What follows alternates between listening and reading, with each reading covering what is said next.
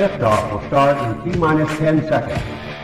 10, 9, 8, 7, 6, 5, 4, 3, 2, 1. We have ignition. It's time! 17 seconds from Game 7 or from championship number 6. Jordan, open, Chicago with the lead! I've got a piece of it, it comes off. The Chicago Bulls have won their 6th NBA championship. Tying run at second, 2 out. Palmero over the head of Jenks. Uribe charges, throws, out! And the White Sox have won the World Series. To the far side around the 8-yard line to Hester. Under it and to the middle with the 15 to the 20, breaks 3 to the 25 to the 30 to the outside. 40, midfield, 40, 30 to the coast, 20, 15, Hester 5. Oh! Touchdown!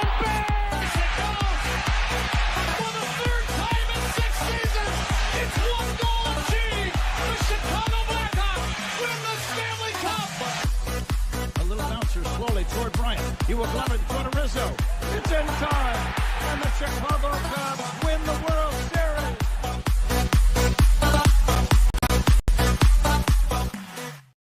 What up, what up, what up? Welcome to Shawn and Maya in the morning on this TGI Mickey Ficky Friday. It's the weekend, baby. And I'm your boy, the SuperBack, Shawn Sierra. Thanks for tuning in. If you're watching us on Facebook Live, well, then I guess you found us on Facebook. And if you're not following us on Facebook, what? Come on, go to Facebook, type in Sports Zone Chicago, click the like button, and now you're following Sports Zone Chicago. Simple. But wait, there's more. Go to the show's page. Go to Shawn and Maya in the morning, like that page as well. So not only will you be following Sports Zone Chicago, but you'll be following Shawn and Maya in the morning as well. If you're watching us on our YouTube channel, excellent. And if you're not subscribed to our YouTube channel, for real, come on, go to YouTube, type in Sports Zone Chicago, click the subscribe button, but also click the notification button. That's the little bell next to it, and that'll let you know anytime a show from Sports Zone Chicago is going live. Get it? Got it? Good. Now, if you're watching this on our mobile app, come on, baby. Please don't tell me you didn't know we had a mobile app. What'd you probably miss? What'd you probably miss, man? Come on, man. We got a mobile app. So it doesn't matter. So wherever you get them from, it doesn't matter. It doesn't matter where you get your app from. Go there. You type in Sports Zone Chicago, you download it, it takes us with you on the go. So not only do you get Shawn and Maya in the morning 3 days a week, and not only do you get our other live shows throughout the week, and not only are they archived there like they are on Facebook and YouTube, but I'll tell you what, we give you a slew, and I mean a slew of articles. Thanks to my man Clarence Council III. Big up to Clarence for keeping you abreast of all articles Chicago sports related. Now, if you're watching this on our Roku channel, I like that kind of party, baby. And if you don't know, you better ask somebody. Sports Zone Chicago, we have our own Roku channel. So if you have a Roku television in the house, do me a favor. Do me a solid, would you? Download Sports Zone Chicago's channel right to your television. Do it. Put it there next to all the big boys. Netflix, Hulu, Apple Plus, Prime, Max, Disney Plus, Paramount Plus, Stars. Man, I can't wait for Tommy to come back. Power of Book 4. But I digress. Put us there on the big screen. Well, we're on the big screen, right, Vicky? Now you can also tweet the show. You can tweet us at Sports Zone Shy. That's CHI and Sports Zone Shy. Now, if you want to follow me, just me personally online. Want to know what I did? Let me tell you what I did.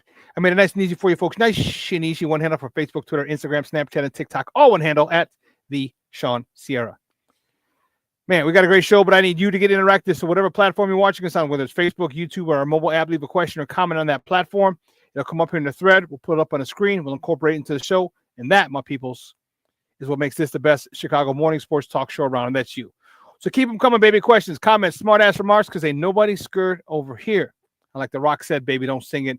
Just bring it. Let's check out the chat, because the chat is jumping already. Cornelius Squalls early in the house, like, what up? Sports owners. Thomas Brown was impressive at the press conference, but it's what he puts on the field that counts. I concur 100%. 100%. Sean Walls, yeah, forget you, dog. I thought about you this morning. He says, a Mickey Ficky TGIF, sports owners, and 10 burpees over the bars is something. Now, those 3 rounds. Had to do 60 burpees today. It was 3 rounds. It was 3 rounds of deadlifts, 10 deadlifts. And after the deadlift, each round of deadlift, you do 10 burpees over the bar. Then another 10 deadlifts and 10 burpees, 10 deadlifts, 10 burpees. And after that, you run right into 3, what was the other one? Front squats. So you need 10 front squats, 10 burpees. 10 front squats, 10 burpees, 10 front squats, 10 burpees. So 60 burpees, dog. Yeah, not fun this morning. Not fun at all. My man Armando Emeterio Lara Jr., my man Junior's in the house. What's up, Papa? Thank you for tuning in. I appreciate it. Off the Dub is back in the house. What's up, Papa? Yeah, what up, Bears fam? Live's channel. Let's get it. We riding around, we getting it. We riding around, we getting it. Yes, we going to, baby. King Booker World in the house. What's up, Papa? Thank you so much for tuning in. I appreciate it. Listen, I don't know about a lot, but I do know this. More of the usual suspects will chime in as the show goes on. That, my peoples, I can promise you. That I can promise you. Man, we got a lot to talk. There's so much going on today as far in the world of sports. Oh, my God. Where do we begin? Where do we begin? Guys, you know how we do. I know what we're going to do. Guys, you know how we do the first segment of every show. It's called Top of the Morning. It won't come just when you want it.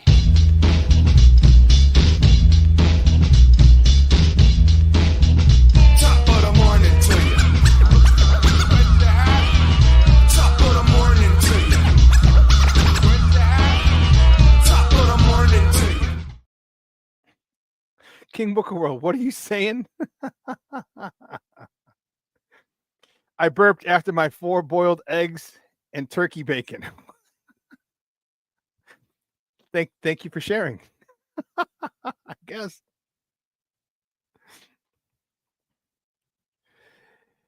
My man Junior says, I knew a lot of guys in football that talked a good game, but Daryl, what down is it? Paul weighs him off.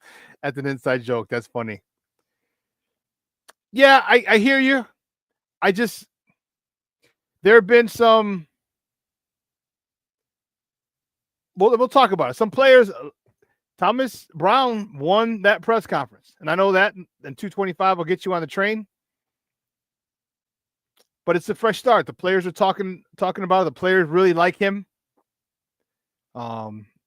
He's been known as a guy who's demanding of his players, and you can just see by his personality.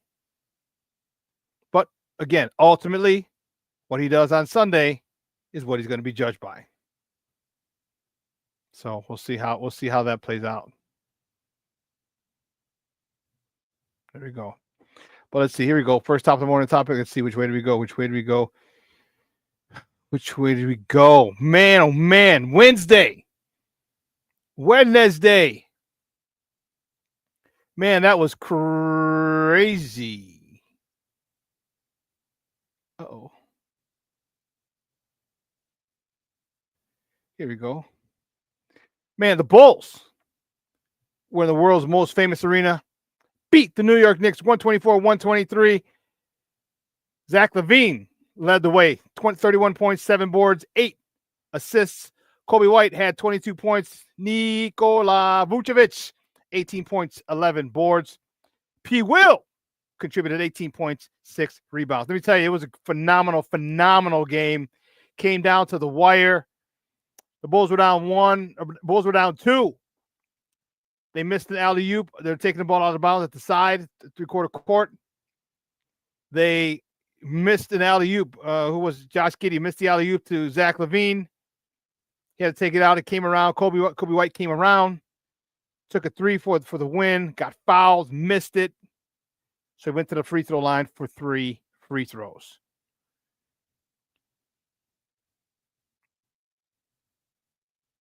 He ended up hitting all 3.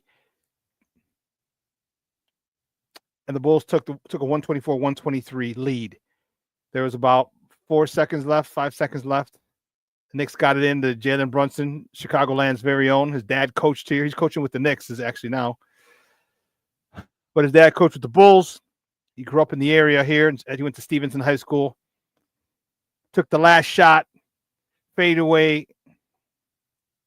Man, it bounced. It rolled around the rim. It was halfway down and rolled out. Oh, what a game. That's all I got to say. What a game.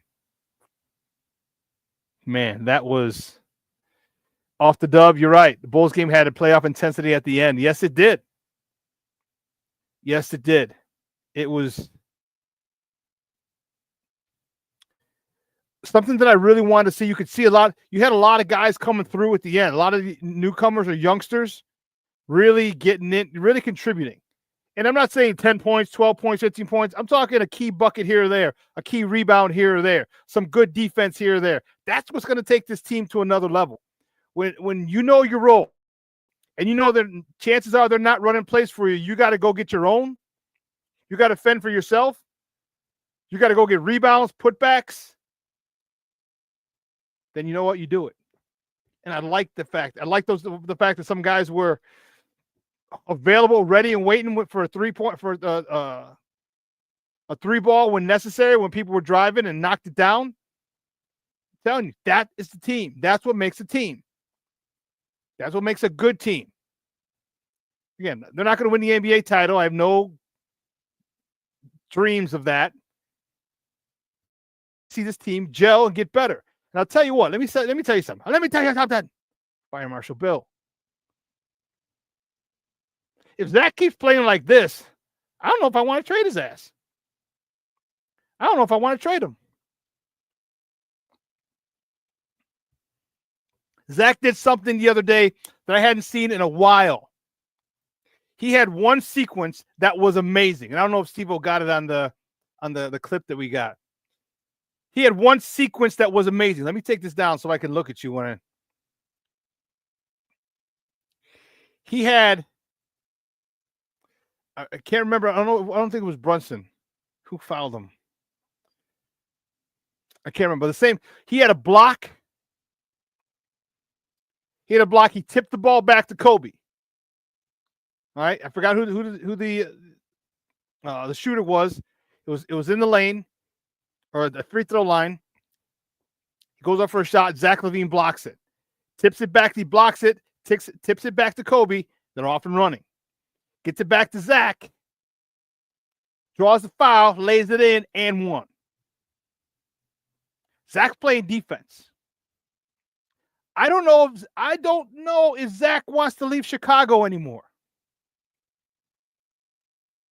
Because the Zach LaVine I've seen this season is a much more mature one. It's a much more aggressive one. It's a guy who, and again, remember, he just had a kid less than a year ago, I want to say. I don't know if the child is a year old or not. But I'm sure, I can guarantee you, I don't have any kids that I know of, but I can guarantee you that changes you. That you grow up a lot, real fast. You grow the hell up real fast. Seeing your child born, it gives you a different perspective on life.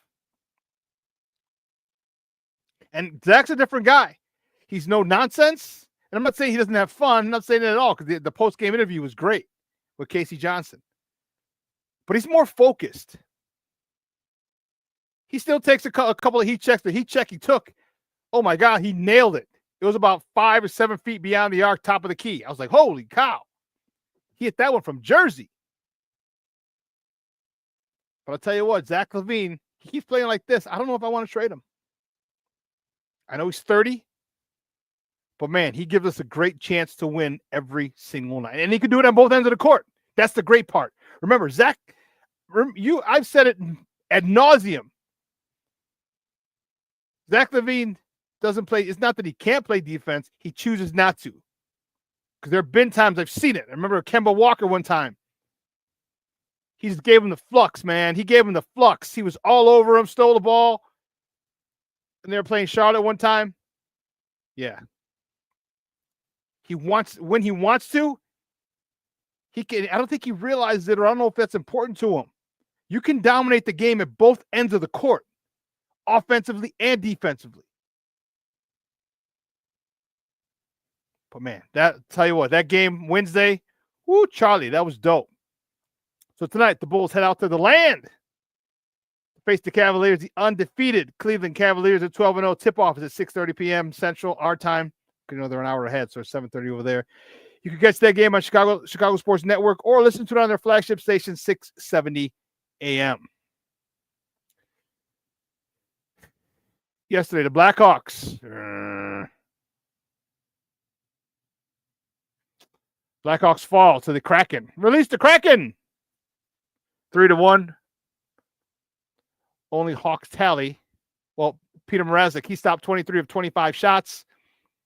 And Ryan Donato tallied the only goal for the Blackhawks, his 8th of the year, unassisted.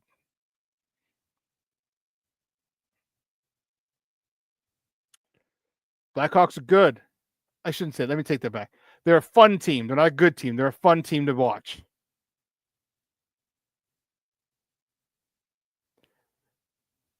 Next top of the morning topic. Major League Baseball. Steve and I were talking about this right before we came on the show. Major League Baseball had their awards night last night. Steve's like, when the hell are they getting awards night? I'm like, you know what? I don't know. That's something new. But you know what? Everything's got to be a production. All right. The NFL draft wasn't a production. The NFL realized it was a production. It made sense to make it a production. They have the NBA awards. Now they have the MLB awards. I'd never heard of this before. I don't know if it's the first annual. It's got to be because I don't remember this. I don't remember that.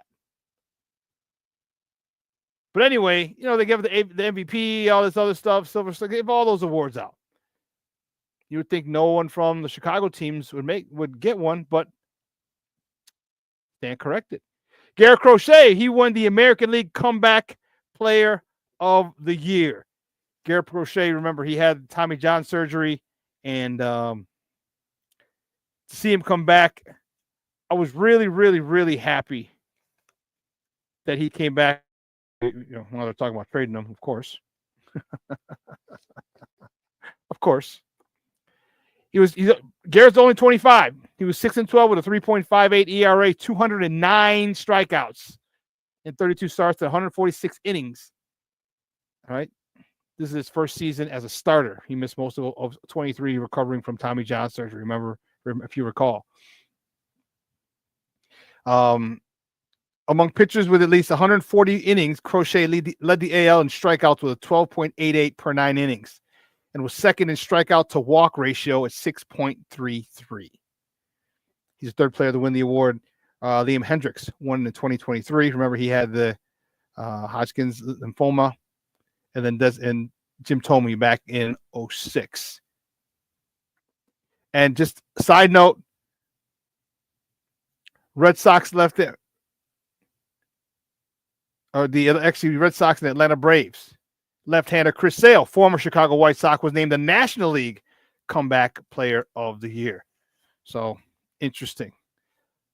Another award that was handed out yesterday at the Major League Baseball. Cubbies. You guys got to be happy, huh? Cubsters. Shota Imanaga was second team All MLB. And congratulations to him. Okay, Shota Imanaga. Great stuff. Let's keep it moving. Oh, here it is.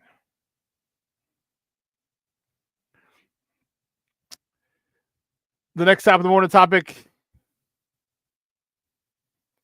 the Bears. The Bears. The Bears introduced their new offensive coordinator to the media yesterday, and it was interesting. People talk about he won the press conference.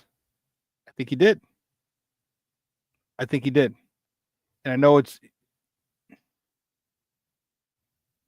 Oh, you tell me. Here's one of the things that he said when asked about Caleb. I think it does a lot well. I think when it comes to just natural ability from throwing the football is, I think, clearly and obvious. I think being able to understand how to get the ball out of his hands as fast as possible when it comes to not the concepts we kind of just end up dialing up, but also being able to let him use his natural God-given ability at times when it's relevant. Not every play, But when it comes to especially situational ball, third down, red zone, and come alive with that. What did you learn? That clip courtesy of the Chicago Bears YouTube channel. I like his demeanor. I like the way he handles himself and answered questions. Again, it all, that's fine and dandy. You can sound great, but what you do, how you get your players to perform, that's what's up. That's what you need.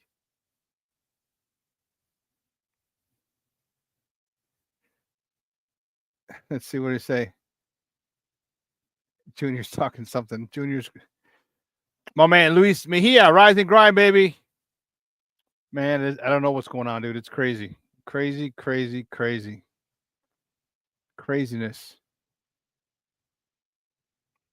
Yeah, Junior said you sure do grow up. And I was talking about when you have a kid, you know.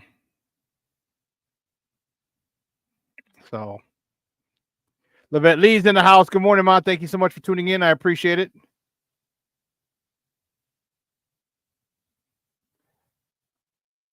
Off the dub, we're going to get to that. He says cover topic. Tyson's might be the last time you see one of the greatest fighters fight. I agree. There are no more great boxers anymore. I don't know if I even put Saul Canelo Alvarez. I don't know if I put him in there. I guess I have to.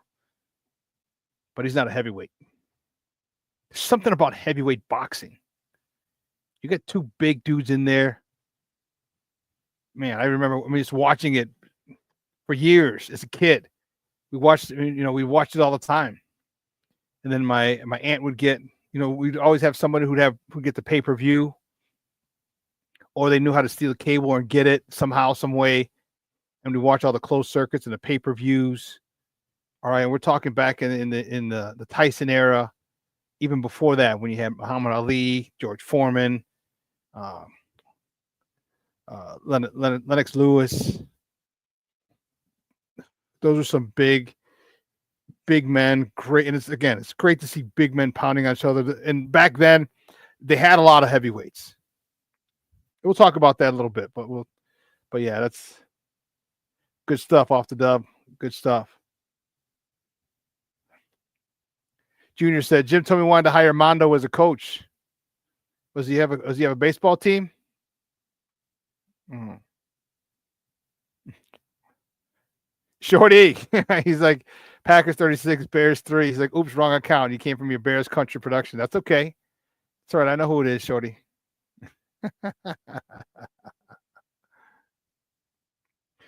Luis, yes.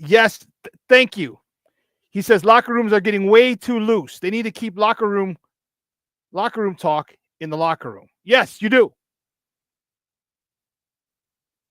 Man up, shut up, keep everything in house. Yes. Shorty, yes, the fight is this weekend. The fight is tonight. James Ford checking in. Good morning, Papa. I appreciate it. Oh, it says, yes, Jim told me he coaches high school baseball, and he wanted to hire Junior's son, Mondo, as a coach. Okay. Cornelius Squall says, Lennox Lewis should have been in his own class. He was so big. That was a big man. He was like 6'4", 6'5". Yeah, that was a big man. What a British accent.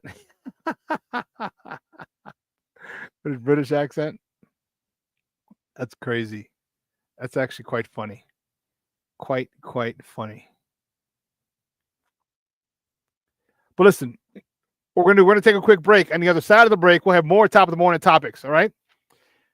So we're going to talk about this Tyson fight. So don't go anywhere, folks. Keep it locked right here. Shawn and Maya in the morning on Sports Zone Chicago.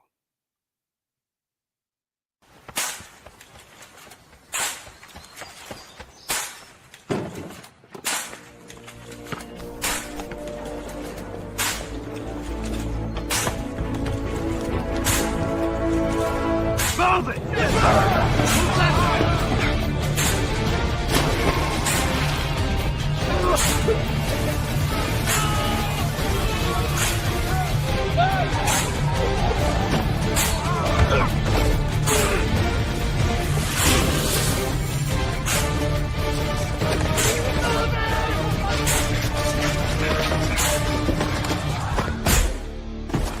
Many will hear the calling. Few will earn the title. United States Marine. The few, the proud, the Marines. Hey, it's your boy, the SuperBack, Shawn Sierra, and be sure to follow Sports Zone Chicago on all social media platforms, on Facebook, Instagram, and our Roku channel. You can find us at Sports Zone Chicago, and on Twitter, we are at Sports Zone Shy. Also, be sure to download our mobile app so you can take Sports Zone Chicago with you on the go.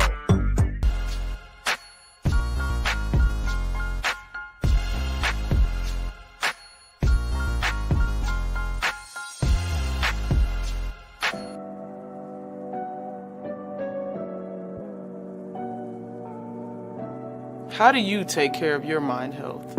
For my mental health, I meditate in the mornings. I have my dogs. They're the best. I just find ways that help me just relax. Finding things that make me happy, like being close to my family. I meditate a lot and read books. I have hobbies outside of the game. I'm able to switch off. I'm able to turn my brain off from the game of basketball. Your mind health matters. Your mind health matters. We are looking for a few heroes, mentors, trailblazers, innovators, a passion to change lives, spark curiosity, open hearts, and awaken minds, help students answer the question, who am I? This could be your calling, but this is no job. It's the journey of a lifetime. Be a hero. Be a teacher. Mental health and learning disorders don't discriminate. 17 million children and adolescents in the United States live with disorders like anxiety, depression, ADHD, and dyslexia. Less than half get the help they need to thrive. Help the Child Mind Institute change these children's lives. Visit childmind.org.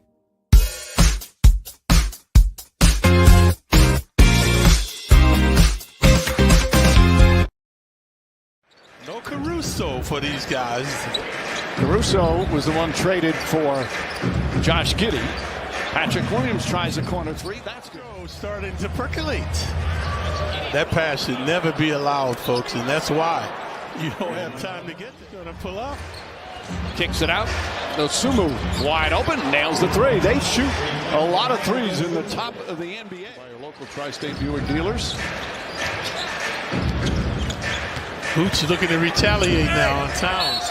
Easy and one. Looking to isolate. He's giving Bridges all he can handle tonight. Vucevic, that left-handed hook. It's a nice. Bridges 6'6". Brunson looking to get free. They want Brunson gets it. 2 seconds to go. Brunson turns, puts it up for the win.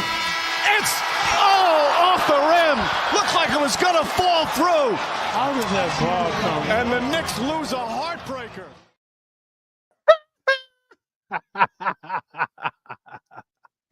Welcome back to Shawn and Maya in the morning on Sports Zone Chicago. Those clips courtesy of the MSG Network, Madison Square Garden Network. That was the Bulls with a big win, 124-123 over the Knicks on Wednesday. That was a game, let me tell you.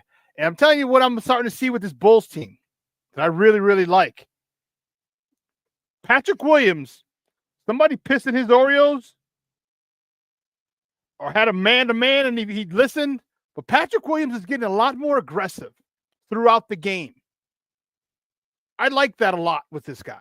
How many years? Was this fourth year, fifth year now? How many years have I been yelling, dude, go to the cup, be more aggressive?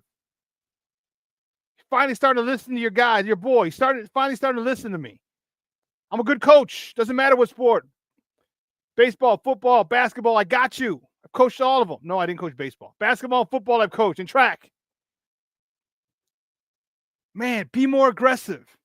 And he's doing it. And he's helping his Bulls team with a win. I like it. I like it a lot.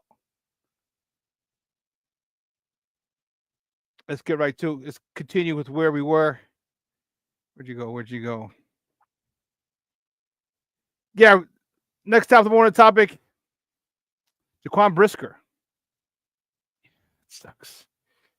Jaquan Brisker he's our safety. He got placed on IR. That sucks. That means he will miss at least the next 4 games. At least. That's huge. And the thing I'm more worried about him now as a human being, as a young man, than I am as a football player. All right, it's been since October 5th, 6th, something like that. And they thought he'd be able to pass concussion protocol, and he hasn't. So they decided to put him on IR and give him a month off. He had a couple of concussions in previous seasons. He had 2 concussions in 2 previous seasons that were diagnosed. So the thing you have to ask is like, man, how much is it worth to you? How much is it worth playing football? And I know you're trying to get to your second contract. I know it. I get it. I understand it. I understand it completely. But somehow I just have a feeling he's going to be, he's going to go out not going out without a fight. He's going to do his best to stay. And I get it. Because the amount of money you're making here is not going to be the amount of money you're making when you leave the NFL. Not the amount of money you're going to be making. It's a whole different lifestyle. When you get 6-figure checks every week, yeah, or high 5 figures, but he's probably getting 6 figures.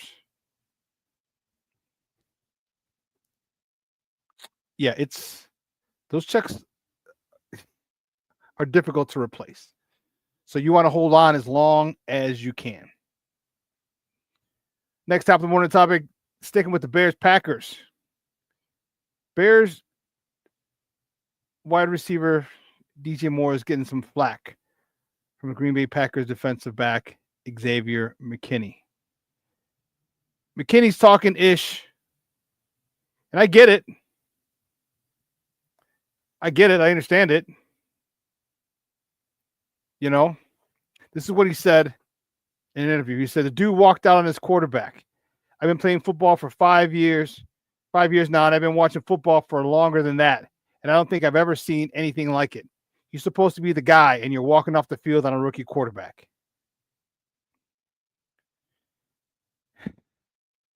Well, you don't have to like it, but I don't see the lie. I don't see the lie. So it's I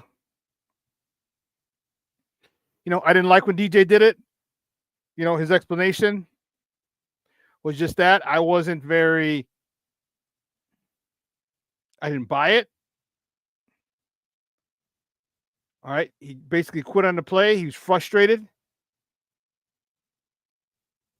And I get it. He may have stepped out of bounds. He tweaked his ankle. I get it. But it doesn't mean you give up on the play. It doesn't mean you give up on your teammates. I'm telling you, they just don't get along. They don't vibe.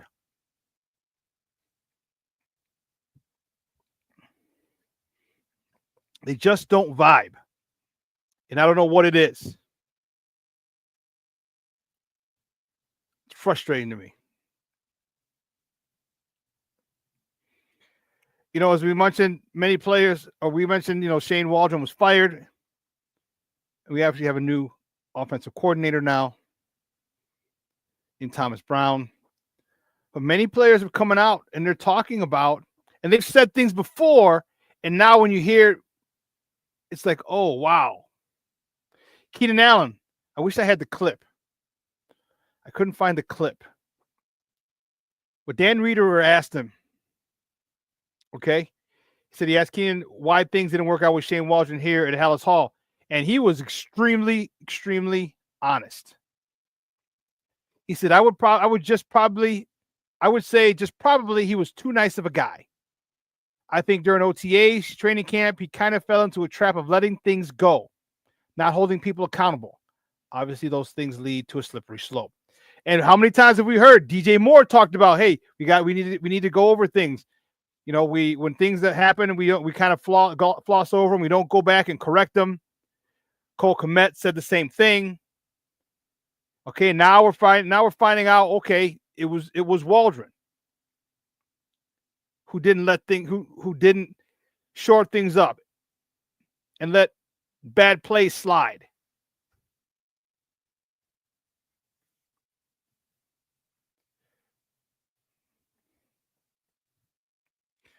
My question is this.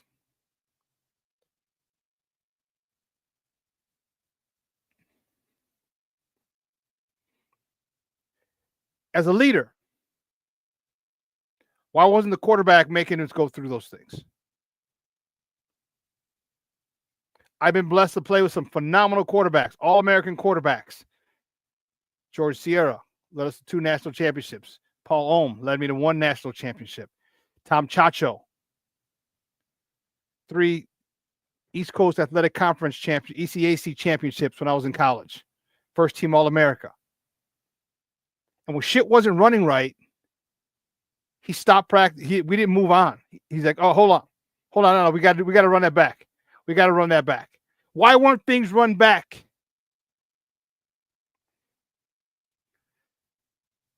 That falls on Caleb, and I get it. Caleb, you're young, you're a rookie, but you also have the title of captain. And I know I can guarantee if shit didn't go well at USC, or a play didn't go well at Oklahoma, or a play didn't go well back at Gonzaga, you stopped it and you ran it again to get it right. This falls in his lap as well. And I get it. He's a rookie. These guys are vets. One's a possible Hall of Famer in Keenan Allen, but it doesn't matter. You establish, remember, DJ came out and called you bossy. Where were you? Why weren't you so bossy in those particular times? But get it right. You've got to learn. You've got to grow from this. Because the coach, I'm telling you, those quarterbacks, they didn't need, when it was messed up, the coaches didn't even say anything. Those George, Paul, and Chacho. Those guys, oh, let's run it again. Coach, you got to run that again. Line up. Let's do that again.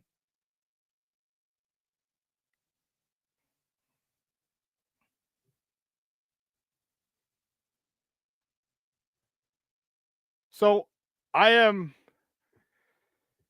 it's a growing experience. But that quarterback, you got to do better.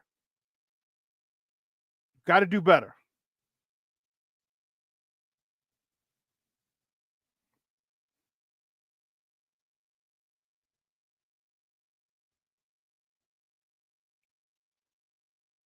Speaking of,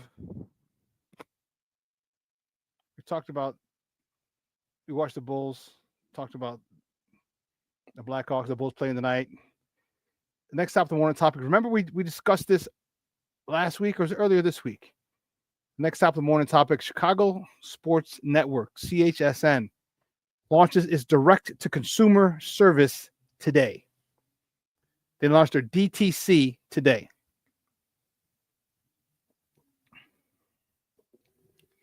All right, so now you can catch, so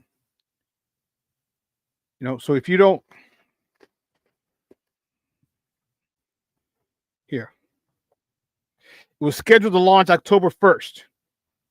Okay, but they still hadn't. Thing with Comcast. I mean, it launched October 1st, but it was scheduled that they're supposed to have this ironed out with Comcast, the region's biggest cable provider. They didn't. Okay, they had some with AT&T Uverse, Xfinity. All right, because I watch it. I have it. I have AT&T Uverse.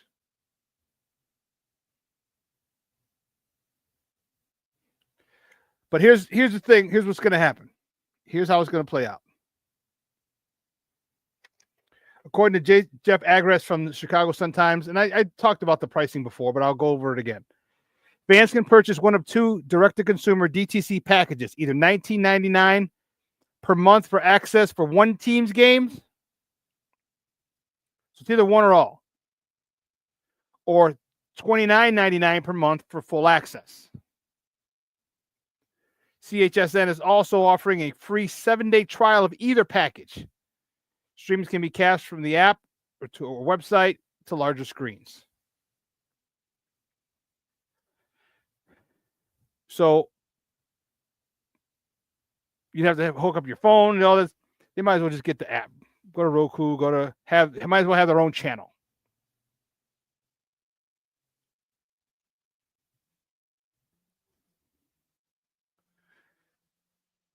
There's a lot going on with this. Because one, you got shitty teams. The Blackhawks are in the middle of a rebuild. The White Sox suck. The Bulls, in the middle of another rebuild. They don't know if they want to get rid of their best player and trade them or not, or keep them. They don't know what the hell they want to do. And you want people to pay $20 a month for this shit. $30 a month for this shit. You want people to pay for this. For this crappy, these shitty products that you're putting on the field, in the court, and the diamond. You want us to pay for that. I mean, technically, we're paying for it already. You just didn't know it. You didn't know it. If you had the cable, it wasn't free. There's always if you look at your cable bill, there's always a charge. There's I don't know if it's RSN fee. If you ever looked at the breakdown of your cable bill, you're paying for it anyway. But when you're paying for it, you don't know it, it's okay. As opposed to them just coming out and say, hey, we're charging you upfront now. It's a big difference. A big difference in how you feel, because the difference is there is no difference. You're still paying. But if you don't know it's coming out, it's okay.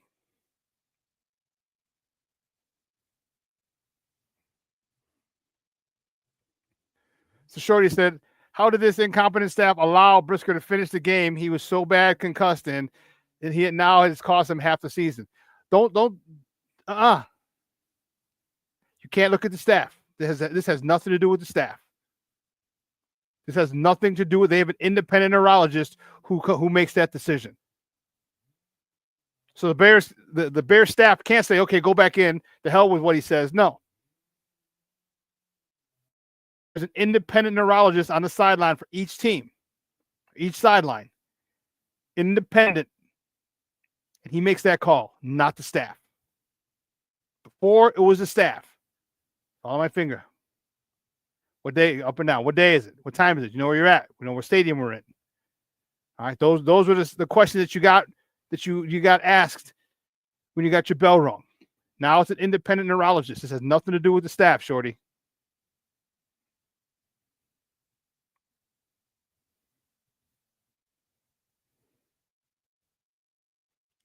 Cornelius Squall said, DJ is a pro, so he should act like it. He should.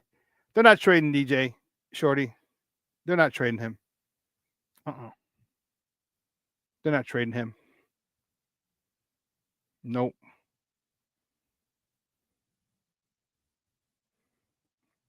Cornelius also says, I heard Flu say several times that he doesn't like mistakes go by. So what the hell has he been doing? Therein lies the question.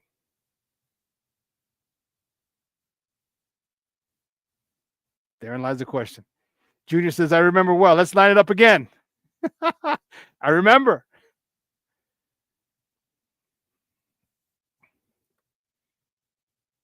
Oh, Michonne, you says Roku has CHSN now. Okay. So good. That makes sense. So they do have it. You don't have to necessarily stream it, but you can. Okay, good. No, Shorty. So I would imagine I should check. If you have a Roku television, check, and you should be able to download Chicago Sports Network. If it's on a Roku channel, you should be able to. It's good all over the world. Just saying. Ant Moss checking in. What's up, Papa? He says, bear down, Shawn. Bear down, buddy. Appreciate you for tuning in, checking in with us. No worries. No, I know, because a lot of people don't realize that about the independent neurologist. And you think, how can, and most people think that, the team, because it was that way for so long. The team doctor would check you out. He's like, hey, doc, I need him. He'd be like, okay, up, down. You know where you're at? You know what day it is? And to know why. You're right. Good. He's good to go, coach. No, not anymore. No. So,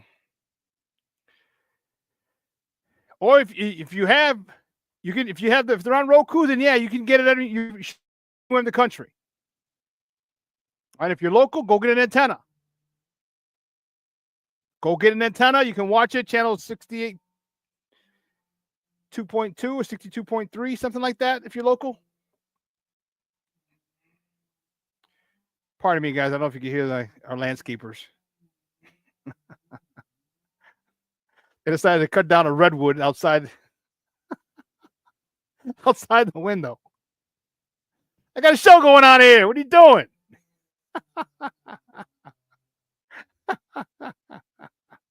What are you doing? Next top of the morning topic. I'm excited. I'm excited for tonight.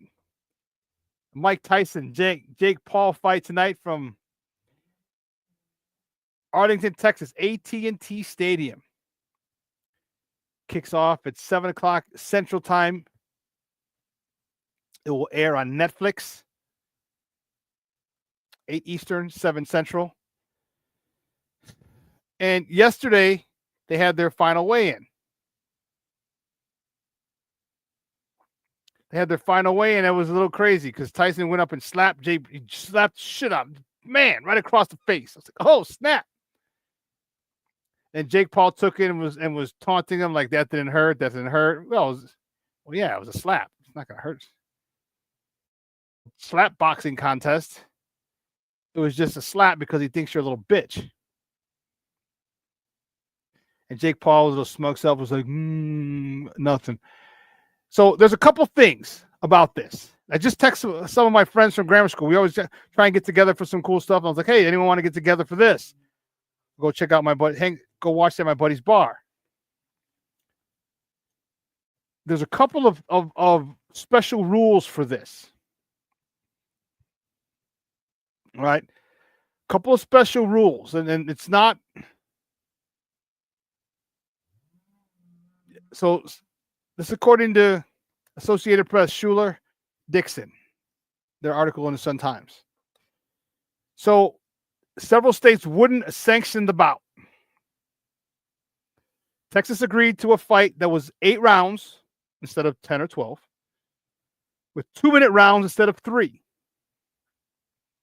and heavier gloves designed to lessen the power of punches. I think it's 14 ounces as opposed to 10 ounces, and that's so Tyson doesn't catch him in the jaw, and his jaw flies squarely out of the ring into the third row. So they're only fighting for 2 minutes. That sucks.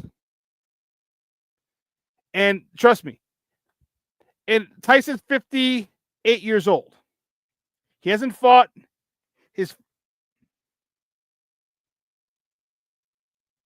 in about 20 years. Okay?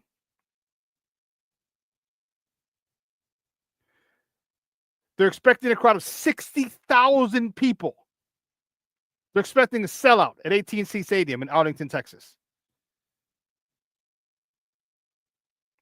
Netflix offers the bout at no additional cost of more than 280 million subscribers. So, man, globally. So, dude, this might be, think of how many people are watching this. And in case you're wondering about the purse, no problem. Paul, according to reports, Paul will get 40 million for the fight. And Tyson will get 20. I think those are all the deets, the important deets. If you have any other questions regarding the fight, let me know. I'll talk about it. I'll make sure I get it.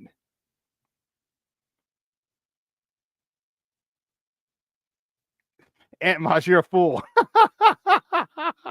Jake Paul thinks growing a Chuck Norris beard, he will be, Chuck Norris.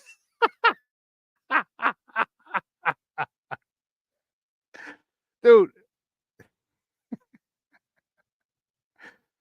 Junior says Jake Paul's whole body turned red after he got slapped. Yes, it is. Luis, the fight's free, Luis. The fight is on Netflix. So it's not a pay-per-view, nothing.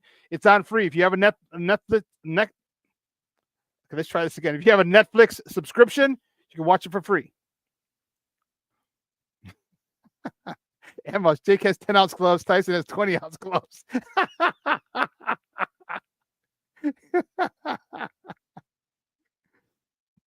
Oh, man. Oh. DC, Derek Carter checking in. Good morning, Papa. Thank you for tuning in. He says, I think I want Thomas Brown as the head coach. He gives me Mike Tomlin vibes. We'll talk about that after the break. We'll talk about that. Yeah, so if you've watched Tyson train, and I've watched, Paul's a decent fighter. Okay? But he's fought, he's 10-1, but he's fought all MMA and like washed up fighters. Okay? He's a social media influencer. He's 10-1 with 7 knockouts against MMA and journeyman boxers.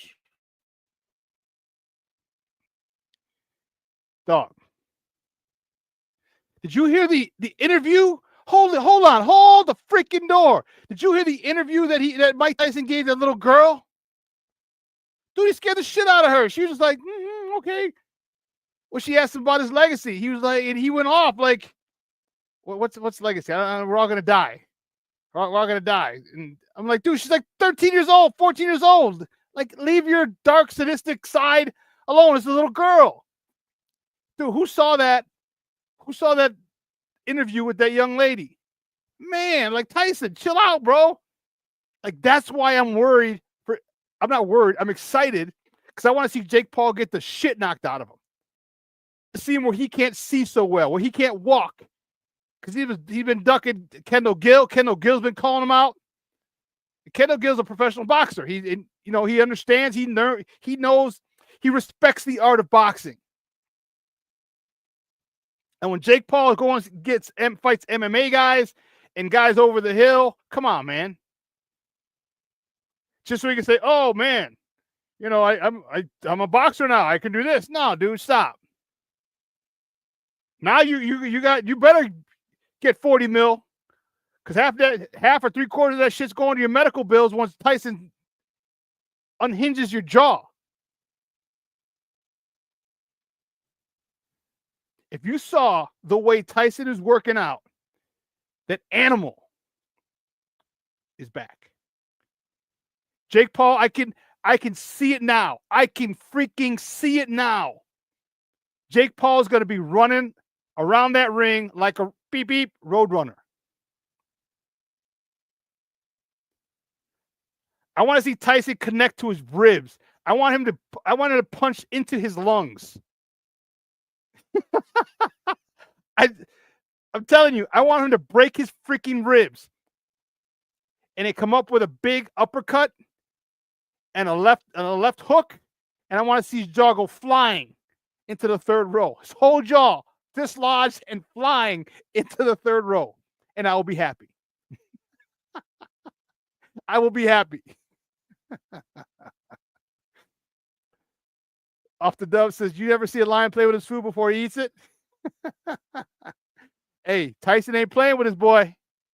Tyson ain't playing with his boy. He's coming out. He's going to come out just like he did before, because he knows he's going to destroy this freaking clown.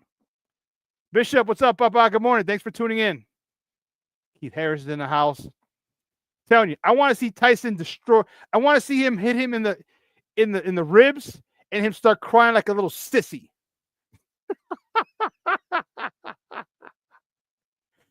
I want to hit him in the ribs, and all of a sudden his arms go down because he broke his ribs, and then I want to see a left hook.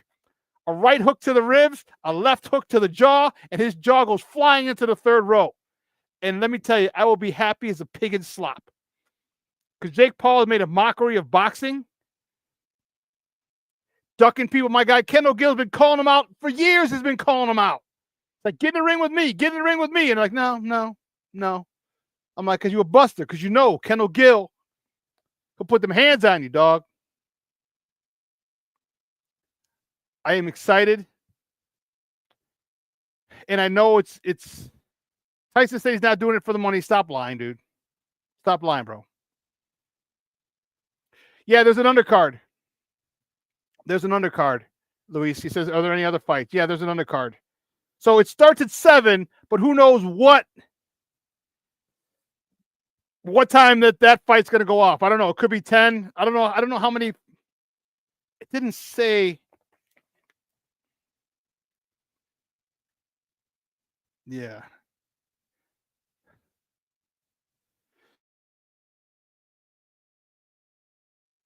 Pardon me. Let me look.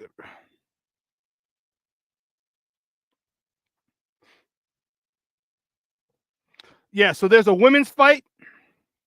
There's a high-profile championship fight on the card, a co-main event of Katie Taylor and Amanda Serrano. They apparently had in 2022 in Madison Square Garden. They said it was the first time a women headlined a boxing event at Madison Square Garden. Taylor won the split decision, but they're talking for a rematch now. So there's probably 4 or 5. I didn't see when I was reading the article. I should have just highlighted it. What the undercard is going to be and how many fights the undercard is going to be. But there is going to be an undercard. No, Keith, it's an actual fight. Bishop says, this is a charity event or an actual fight? It's an actual fight. So I'm telling you, I want to see Tyson come out like the Tyson we knew. Because listen, Jake Paul, you ain't a killer, bro. You ain't a killer. There's no eye of the tiger. Like, you can be aggressive. You can be, you can want to win at all costs and everything. But Tyson is a different breed. Am I lying? He's a different breed. Like, the way he came up, the way his life is, like, dude, he's sadistic. He's sadistic. And if you think about it, man, he might be mad that you're getting 40. He's only getting 20 mil. Maybe he uses that as motivation. Maybe. But I'll tell you what, I want to see Tyson hurt this boy. Hurt him. Where he contemplates life. Where he contemplates, I don't know if I'm ever going to get in the ring again. When I wake up from this coma that I have because I got blood clots on my brain because of the 2-piece he gave me.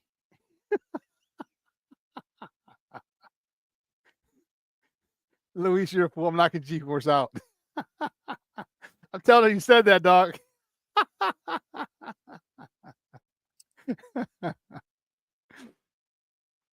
I'm telling you, I've never been this adamant about me wanting to see someone get knocked out. Somebody actually get hurt. Legally in the boxing ring. I want him to break his ribs, bust his jaw. And then when he's on the ground whimping like a little sissy, I told you you couldn't hang with me. I told you little bits.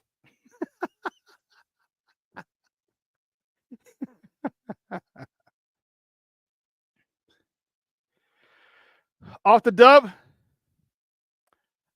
He said Jake Paul making me mad because he's trying to take one of my boxing heroes at his retirement age to use as a win on his boxing career.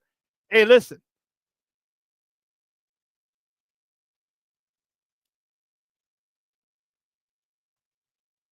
I don't think it's a win for Jake Paul, bro.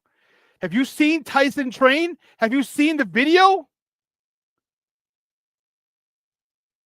Like, he's going out there, and I hope it's not a wink, wink. Oh, I'm going to throw a couple shots at you or something. You know what I mean? I don't want that. I mean, not that the boxing's ever been fixed before, so no, that would never happen. But for all intents and purposes,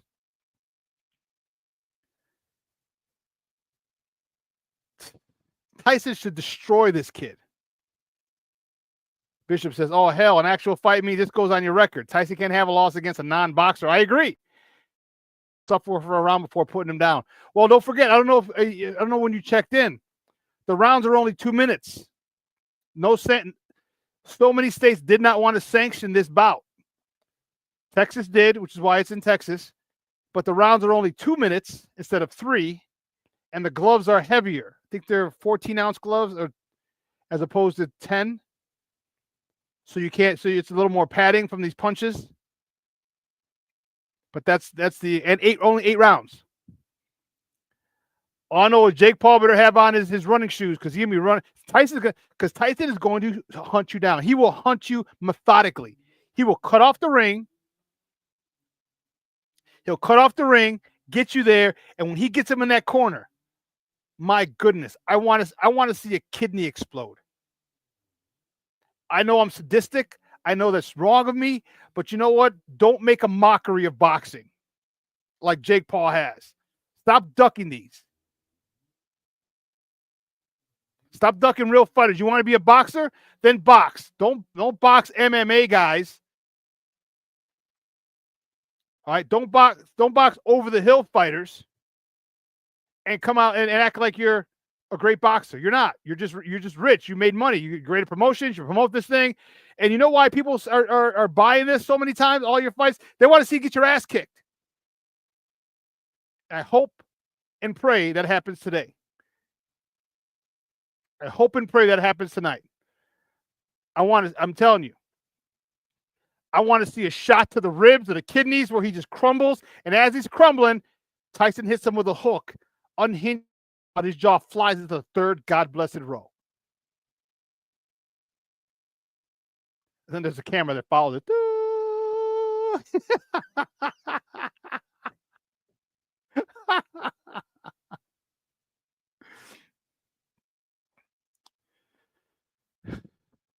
Shorty says, why are there only 2-minute rounds? Who's ass they afraid we'll get kicked? The old man's? No, I think they're afraid that Jake Paul is going to get his ass kicked.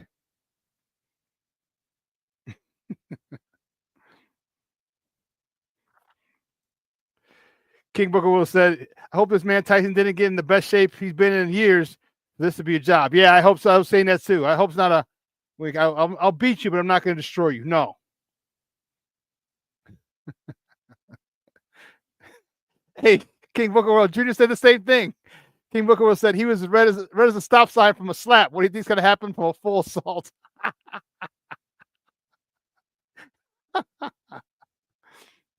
Cornelius says, Shawn, why so violent? Because I have anger issues, damn it. Why do you think I played football for so long? Why do you think I was so good at football? I have anger issues. I got a lot of problems with you people.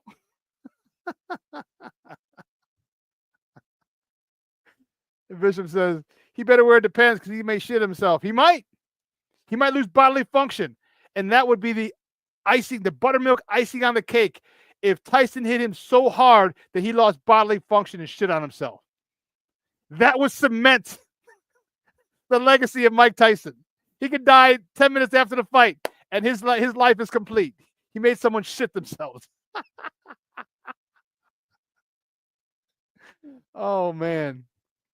Cornelius, I'm telling you, when I played ball, when I ran angry. I ran angry. When I was picking up pass pro, I blocked angry.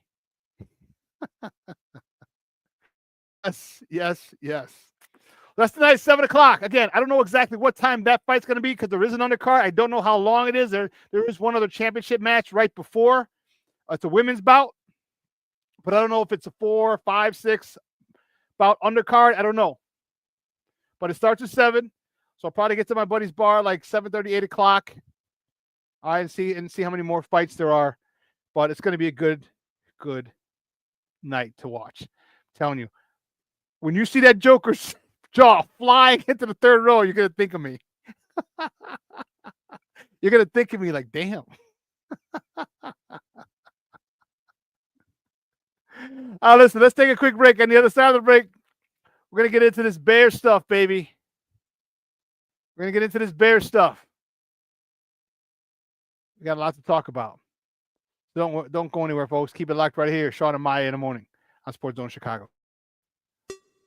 Hey, it's your boy, the SuperBack, Shawn Sierra, and be sure to follow Sports Zone Chicago on all social media platforms, on Facebook, Instagram, and our Roku channel. You can find us at Sports Zone Chicago, and on Twitter, we are at Sports Zone Shy. Also, be sure to download our mobile app so you can take Sports Zone Chicago with you on the go.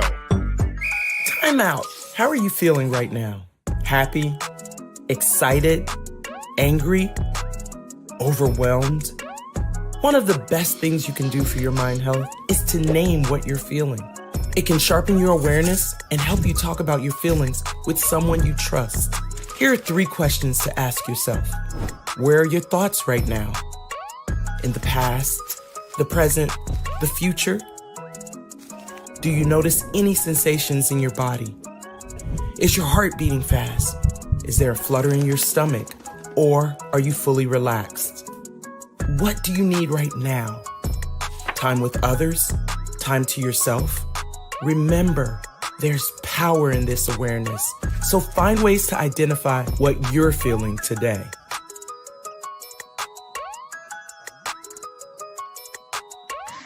Hi, guys. Hey. Hi, Megan. Hey, Jessica.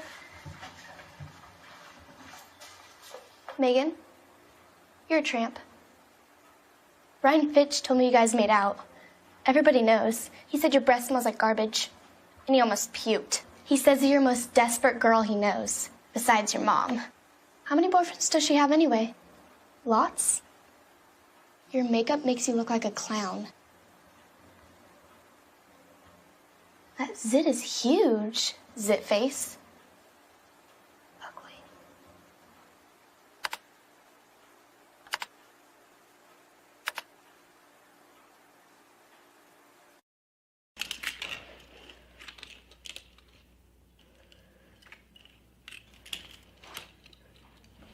Hey, bud, what you doing? I'm playing with cars.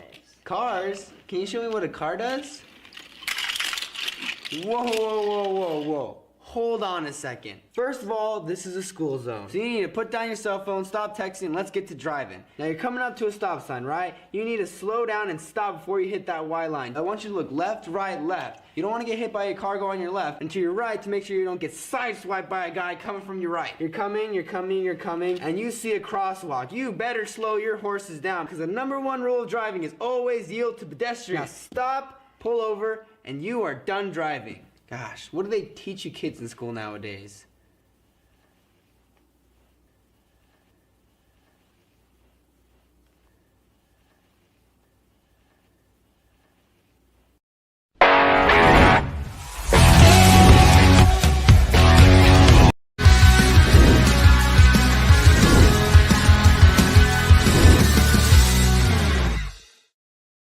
One of the primary things he was looking to change was the in-game communication. What do you think was lacking? Even speaking from a coordinated, a play caller perspective, what do you think was lacking with the in-game communication from play caller to players? I want to say probably when we want to call, or it's probably a drive too late, or we wanted to make adjustments and we just wait till halftime to make it, and then we don't get the same look. So I can see what he mean by that right there. Welcome back to Shawn and Maya in the morning on Sports Zone Chicago. That clip courtesy of the Chicago Bears. That was DJ Moore. All right, there's so many things that are coming out now about Shane Waldron. And my question is a couple things. Here's a couple things that I have for that. All right. First and foremost, I get it. I know I went off on Caleb a little earlier, but, it shouldn't be a leader. And you're a rookie. I get it. There should be enough veterans on that team. Keenan Allen, DJ Moore. All right, Cole Kmet. When shit ain't going right, we need to run that again. QB, coach, we need to run that again. Okay. I know Caleb is a rookie. Oh, he has been getting bossy. He could have been a little bossy. All right, with stuff in practice. All right. And then they talked about in-game communication. They did make good adjustments at halftime. They did. Very, very good adjustments.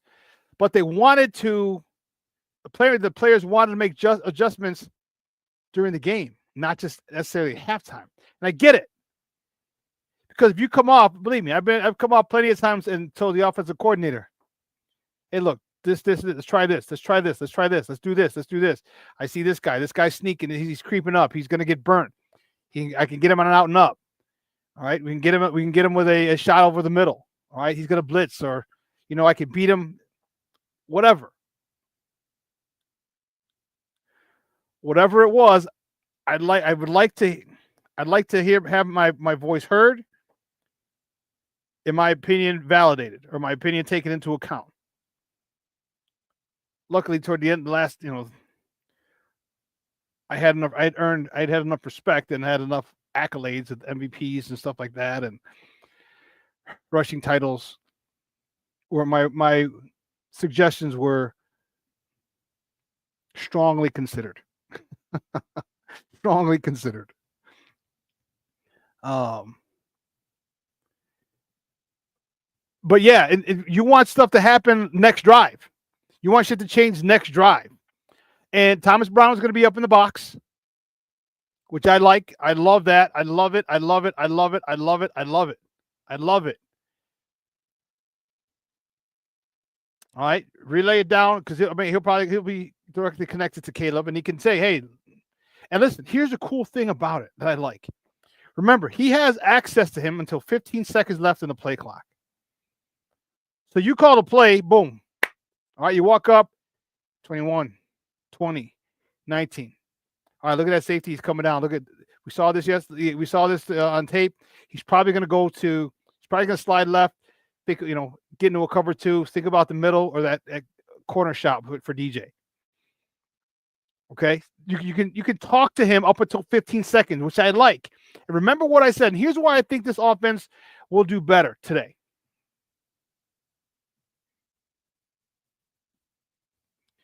When you're number 2 in charge, we've all been there. I said this on Wednesday. We've all been there. We've been second in charge. We've been number 2 where, we're behind number 1. Number 1's the guy that makes all the decisions. That's why they make the big bucks. We don't make the big bucks. Number 1 the guy in charge makes. We don't. And it's easy for us to see the issue. Easy for us to see what's going wrong, but we're not in charge. That's a great.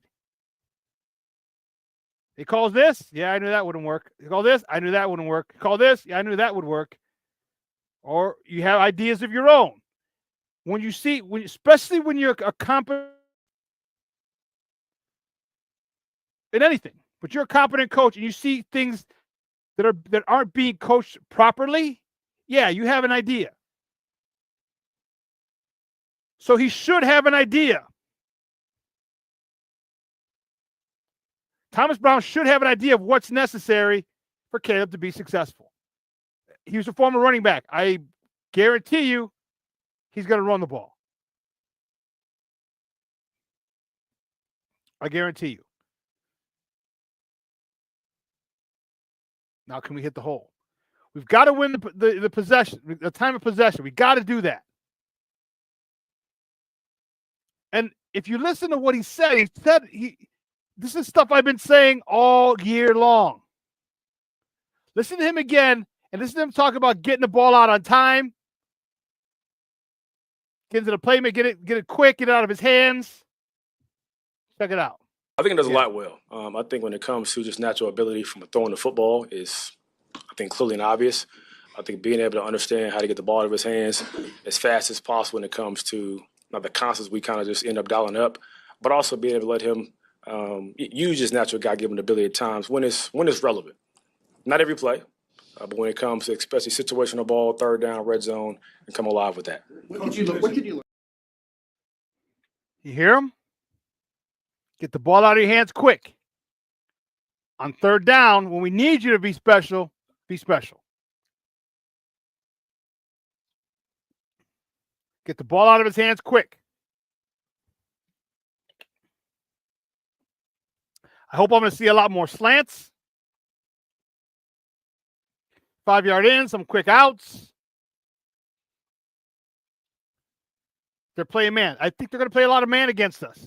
If they play a lot of man against us, DJ Moore better have a phenomenal game. He better have 10 targets. DJ Moore is one of the best wide receivers against man coverage.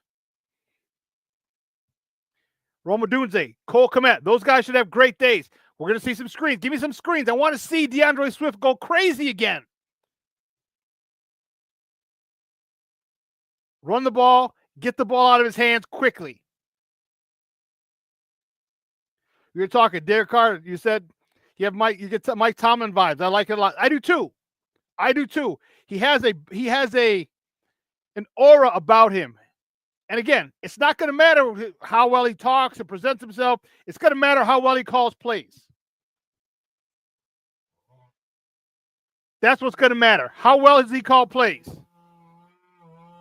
Again, chopping down the redwood in front of my freaking house.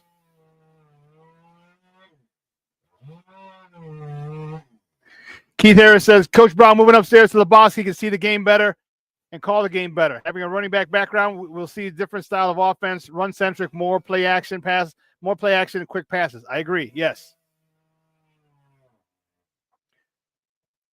The only thing, though, he's going to be – you don't like him being in the booth, Cornelius? I do. I love it a lot. Rojo up the middle and Swift on the outside. Hey, I got to eat some crow. I didn't think DeAndre Swift was as good of an inside runner as he is. I didn't think he was that good. So Rojo up the middle, definitely not on the outside, but DeAndre Swift can do it all.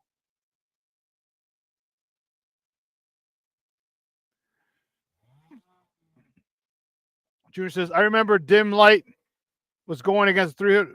Who's Dim Light? It's going against 340-pound DT. I was 270. I would get the DT to bull rush, and the DN was uncovered. Shawn and I cut our man and the passing lane open. Yeah. Yep. I was a master of the cut and quick fast.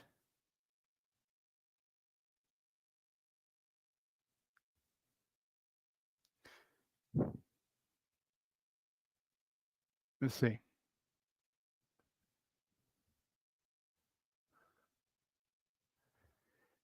You said if receivers have suggestions how to get up to the booth. There's a phone. Yeah, we had that in college, and professionally when I played, yeah, we had a phone. You get right to the phone. Hey, here's what I'm seeing. Blah blah blah blah blah. And he'll call. He'll say, hey, whoever this person is down on the field, okay, he'll tell them, hey, when they come off, get DJ on. When they come off, get Caleb on. When they come off, I need to speak to this guy. Come over, boop, boop, do him.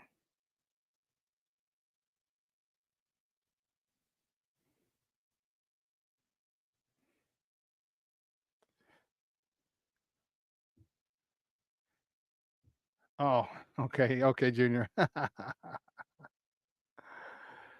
But here's another scathing indictment of Coach Eberflus. This was a shit show this week because this is Packer week.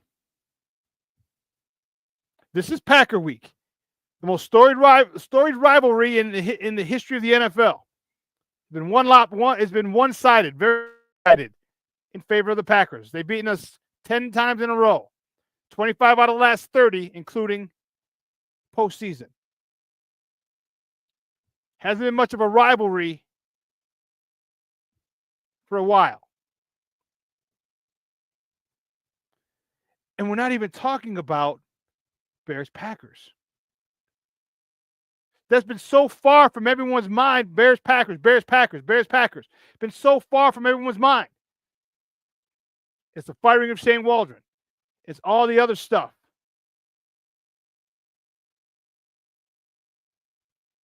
This is what's called a distraction. And I knew it was going to be like this because Coach couldn't handle it last week with the Tyreek Stevenson thing. when instead of saying, "Hey, we're on to Milwaukee, we're on to Green Bay, we're on to there."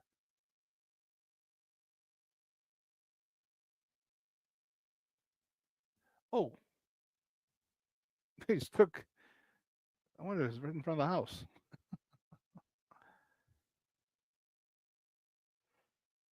You know, they let it go. And when stuff happens, you have to let it go quickly.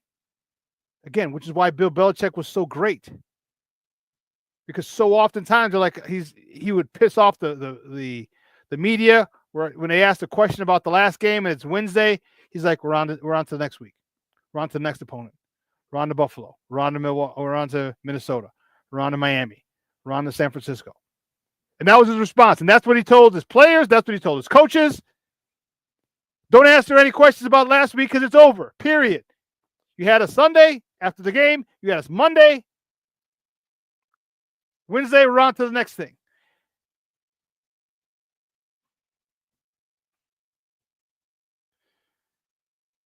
But because all the nonsense, all the distractions, this is a distraction. And then I don't know if any of you heard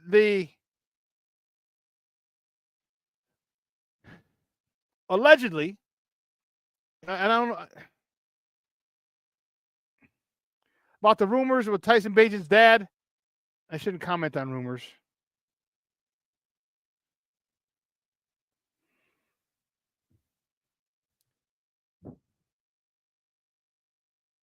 So I won't. I was thinking, should I? Yeah.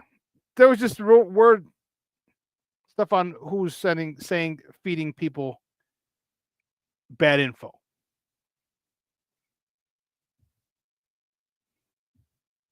So there's a lot going on. And again, Coach Flus, can you get your guys focused? Can you get your guys to be all in on Green Bay?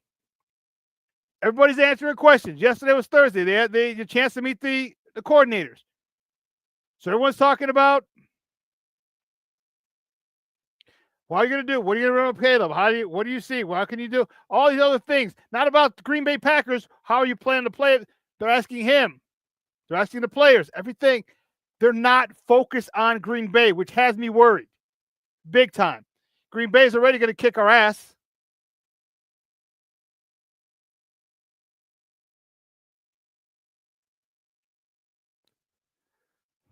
They have one of the best run games in the league. Josh Jacobs is fourth in rushing, I want to say. They won 2 games with Malik Willis. What do? They ran the ball. Where are we weak? Our defensive line. Andrew Billings is out. That hurts. Javon Dexter needs to have a huge game.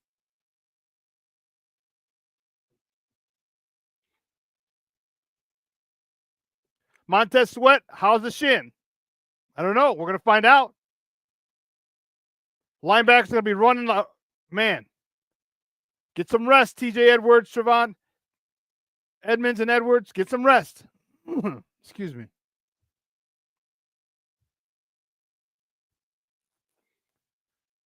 Because them linebackers are going to be running. You're going to be chasing Josh Jacobs a lot.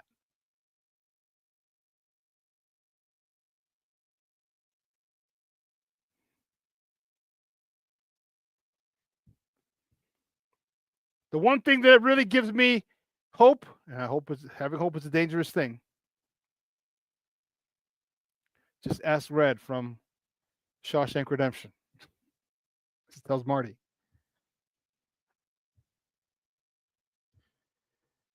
Jordan Love this is the only hope I have.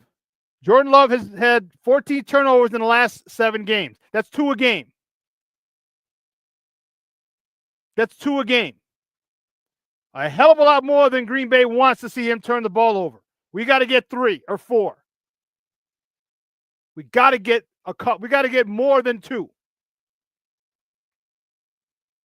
We got to get Jordan Love to turn that ball over. We got to get to him. Listen, his quarterback rating when he's under pressure is like 51% or 51, give or take. When he's not under pressure, it's up over 100. So we got to get pressure on Jordan Love. He will turn the ball over when there's pressure. So Kyler Gordon, we need some Coach Eberflus. We need some corner blitzes. We need some stunts. We need to see some twists. We need a lot. We need to get pressure on Jordan Love to get him to increase the probability of him turning the ball over. We need that.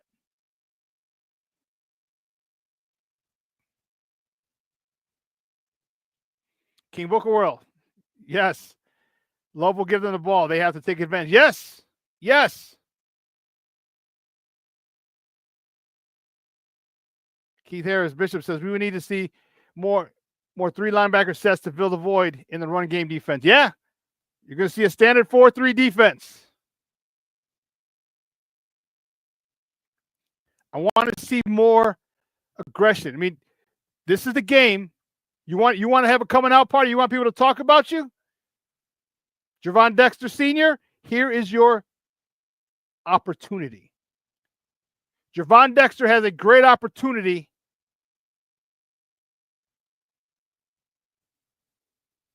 to get thrust on the national scene. Big rivalry game. His behemoth nose tackle is out, and you give me 8-10 tackles, Javon? Give me a couple TFLs, a couple pressures. Yeah. This is the game where he's going to have to do well.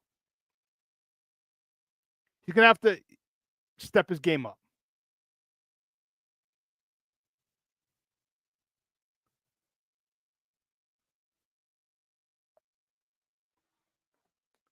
I'm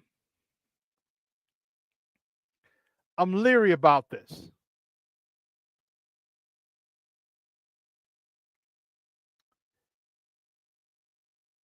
And Mr. Shorty said,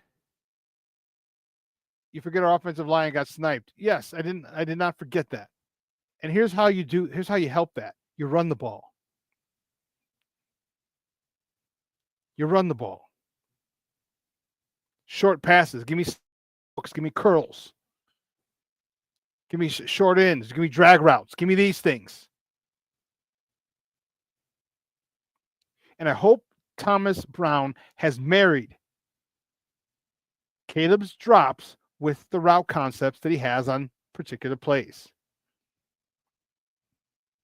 How many times have we seen Caleb at the top of his drop and the receivers aren't even looking back? They're still in the middle of their route. It means he has to have a 5-step drop or needs 2 more. And Caleb has to have a great game. He's got to understand when it's man, where to throw it, how to throw it, and when it's zone, where to throw it, how to throw it.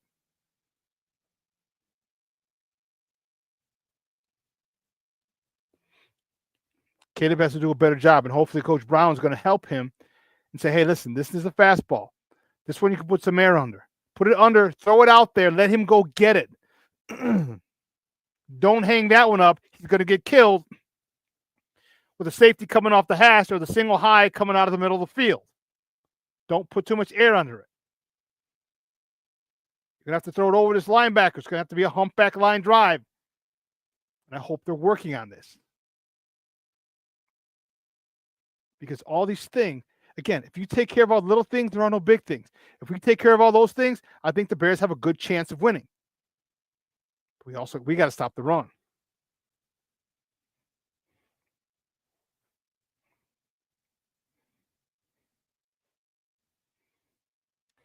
Yeah, but listen, guys, I'm telling you, I believe that this offensive line can get a lather going, get a rhythm going. And that means you got to stick with it.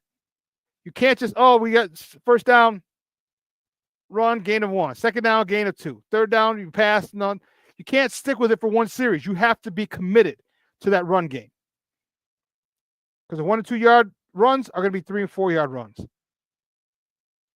they're going to be 5 and 6 yard, 6 and 7 yard runs. Because you stay committed. And then you get the quick game as well. There's a lot you can do to help a struggling an offensive line that's inferior to a defensive line. A lot you can do. Now we'll see if Thomas Brown can do that. I hope he can. Going back to this whole thing, this a scathing indictment of Eberflus. He's what did I have? Dead man coaching, dead man walking. Remember I had that screen, that the overlay the other day? Dead man walking.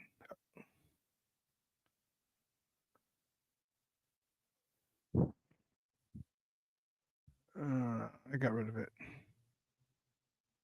Biscuit. But this is on his watch. Like, I don't get it. Like, again, first of all, you have some veterans on there who should have stepped in. But secondly,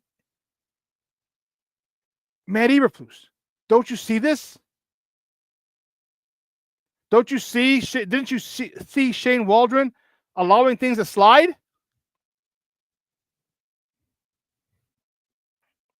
Didn't you see that? Isn't that unacceptable for you and your hits program?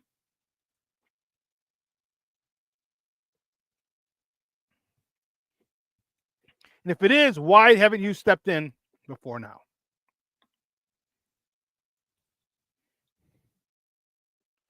So now we see why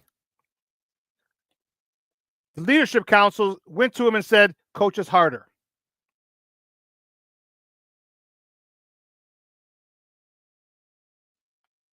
You see why Mercedes Lewis and those guys said, coach us harder.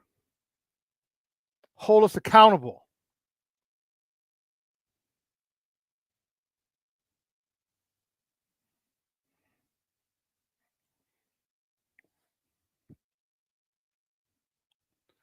And that's frustrating when it's your job. That's frustrating that you're not stepping up when your job, ultimately, you are the one who's going to take the fall. You know that nice house you have on the lake up north that we saw in Hard Knocks? Start packing.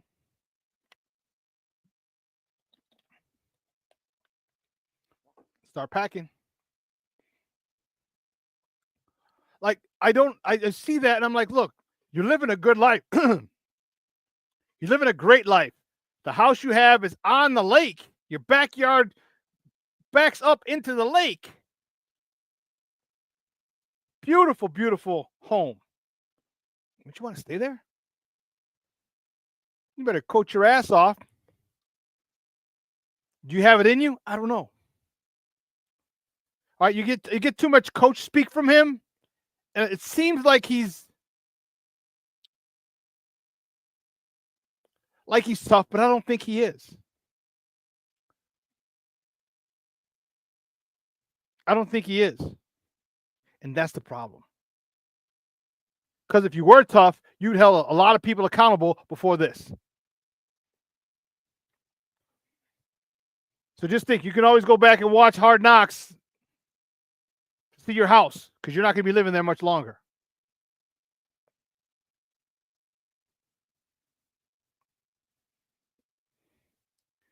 DC says Flus is gone, Shawn, in my opinion. Yep. Dead man walking. The only way is if we get to the playoffs, and we'll probably have to win a playoff game. Because if we get to the playoffs, let me tell you what's going to happen. That means Caleb will be playing well, which means Thomas Brown will be a phenomenal coach. And the most important thing this year and next year is the development of Caleb Williams. And are you going to want to do that to Caleb when he has a successful end of the season? And the answer is, I don't think they care. Justin Fields finished the year, 6-2? With all arrows pointing up. And they got rid of him. So you think they'll get rid of Flus? It wouldn't surprise me. Even if this offense, but if this offense goes on a 10, we start scoring 25, 30 points a game and winning, because of the opponent we have, all the opponents are going to be good. Everyone in our division is over 500. San Francisco's a perennial Super Bowl contender, and the Seahawks. Let's see where the Seahawks are.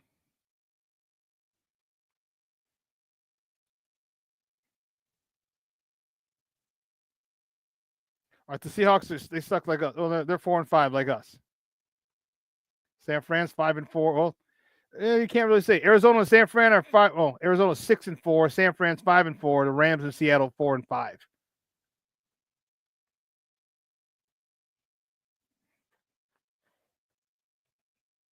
But now's a good time. Now's a good time to get your shit together. Now's a good time to play free.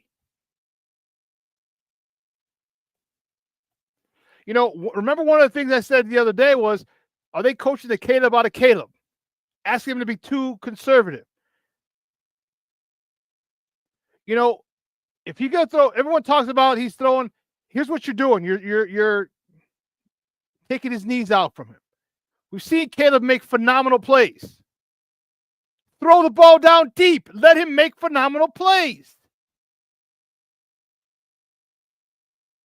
And I get it. You don't want all these interceptions, but sometimes it's necessary. So you got to make up your mind. Are you winning this year, or are you developing Caleb this year? Because you can do both, but don't be so negative Nancy. Don't be so conservative. Caleb's game is not conservative. He's a big game hunter, just like Justin Fields was. He's a big game hunter with a lot of weapons now. A lot of weapons. Let him be him. Give me some slants. Give me some curls. Give me a post corner. Give me a corner. Give me a go route. Why are they not running go routes and taking that shot? Caleb, if you can't get it, you throw it out there. Let him go get it. If you overthrow him, good. Do not underthrow him. Do not underthrow him. Roma Dunze, here you go, Papa. 4-3 speed. Let's go. DJ Moore, go get it.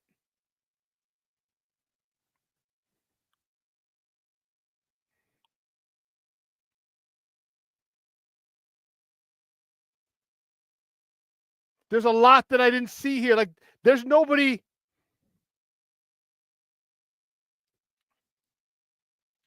I think Thomas Brown might be the only guy that I consider, no, him and Eric Washington. But Eric Washington might be a yes man.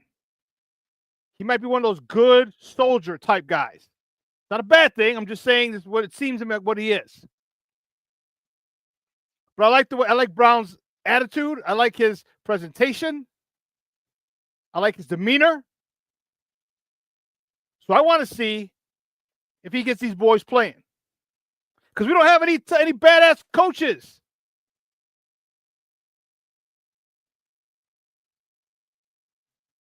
What do they say? Attitude reflects leadership, Captain.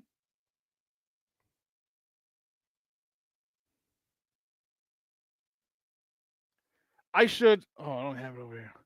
I got a whole bunch of Bears knit hats that are dope. I should give one away, but I don't know. We'll see. Attitude reflects leadership, Captain. What movie is that from?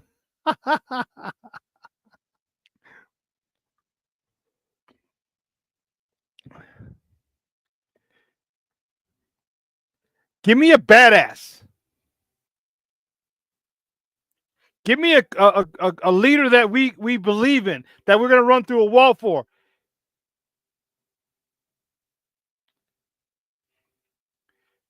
King Booker World, remember the Titans. Very good.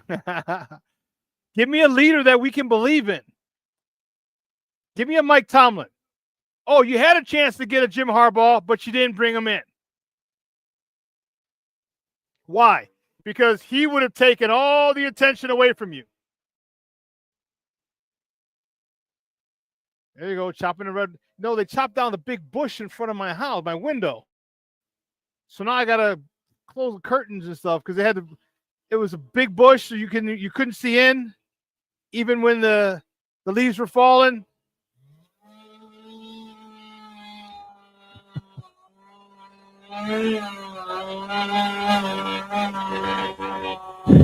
There's no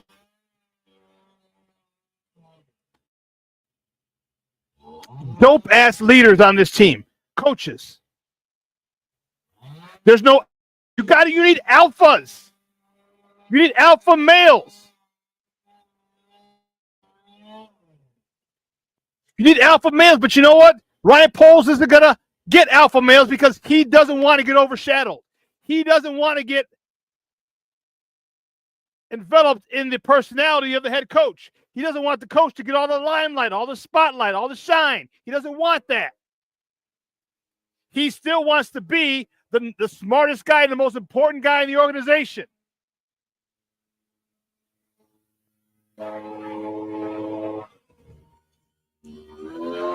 Off the dub, you're right. I've never seen Flus get on a player hard on the sideline like Ditka used to. Yes, I agree. Sometimes you got to go get him and say, hey, you screwed up. You saw there's a clip online from Mike Tomlin that talks about leadership. And he goes, the guy got a cheap penalty. He goes, hey, what are you doing? He goes, this is bigger than you. And the guy walks away and goes, stand here, look at me. He goes, this is bigger than you. You got to do better.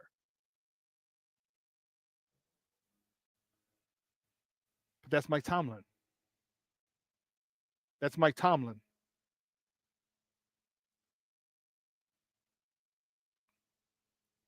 So my question, like this, there's so much involved in being a head coach. So much. And I'm not saying that, excuse me.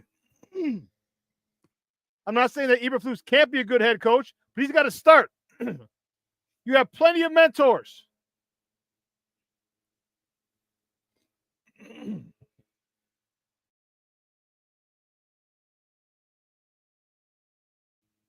You got Nick Saban at your disposal. Reach out to him. Talk to him, coach. I'm having trouble. What can we do? Here's the question. You know what Nick Saban's going to tell you to do. You know it. You just want confirmation. And that's okay. Because if you know what Nick Saban's going to tell you to do, and that was what you kind of planned or wanted to do, don't worry about being these guys' friends. They don't need you as a friend.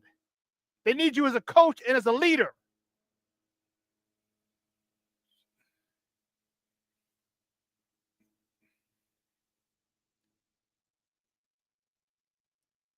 You know, that Tyreek Stevenson thing. Monday, come out. Tyreek Stevenson is going to be benched.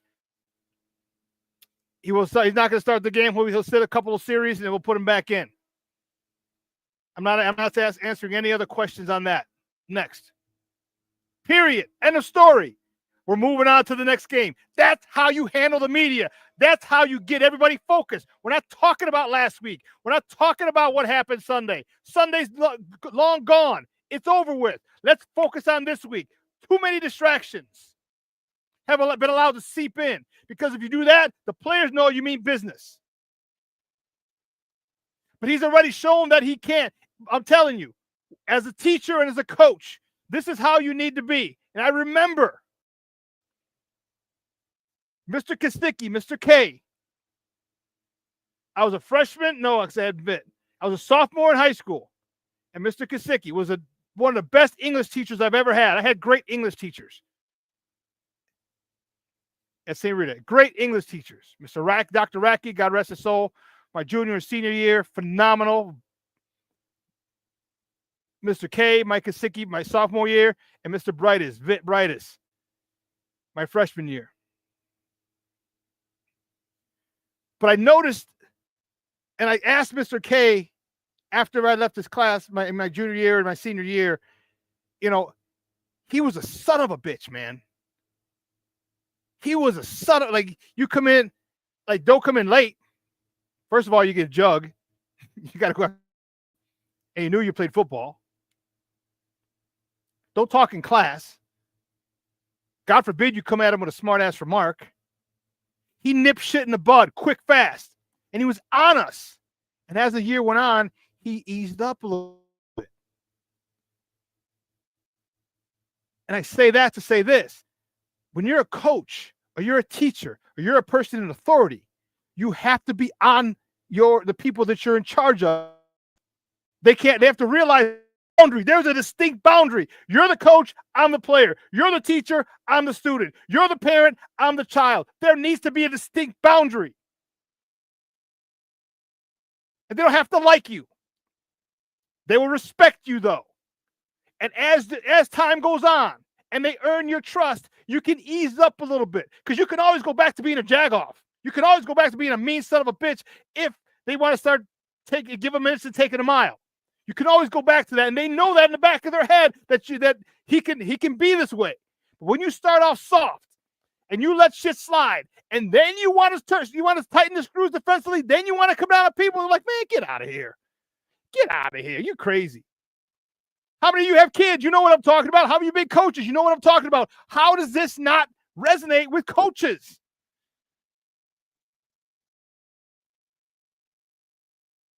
How does it not resonate? Shane Walter, you don't have to be a jagbag, but you can say, hey, you know what? We're not going to let that slide.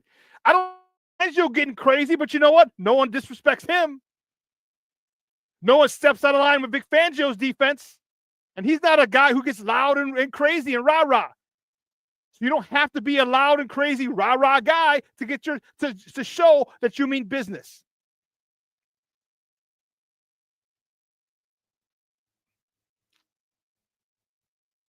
I've been there, done that as a coach, as a teacher. And it seems like, and if you listen to what these players are saying about Thomas Brown, they're like, oh, man. Is this the one?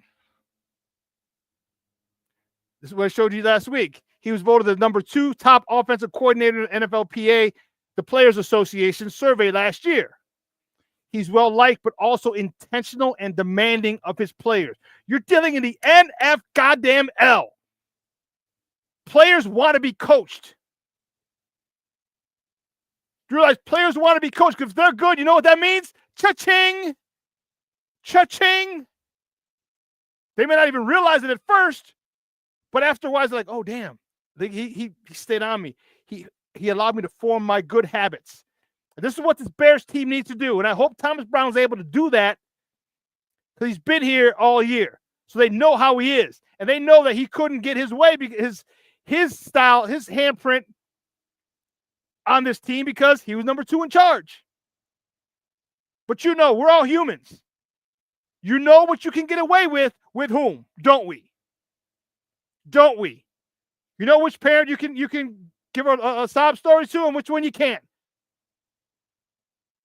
You know which person at work you can talk to and which one you can't. You know which one of your supervisors you can give a sob story to and excuses, and you know which one you can't.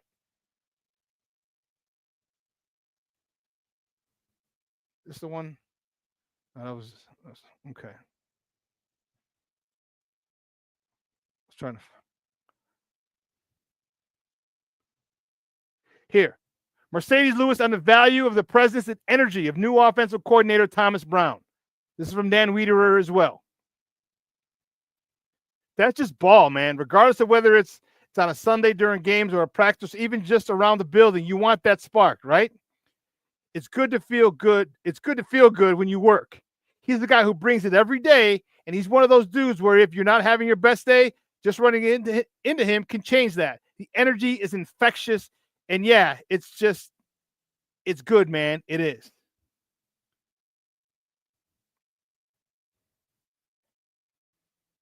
I hope so. I hope so. I hope so. Because this Packer team ain't no joke.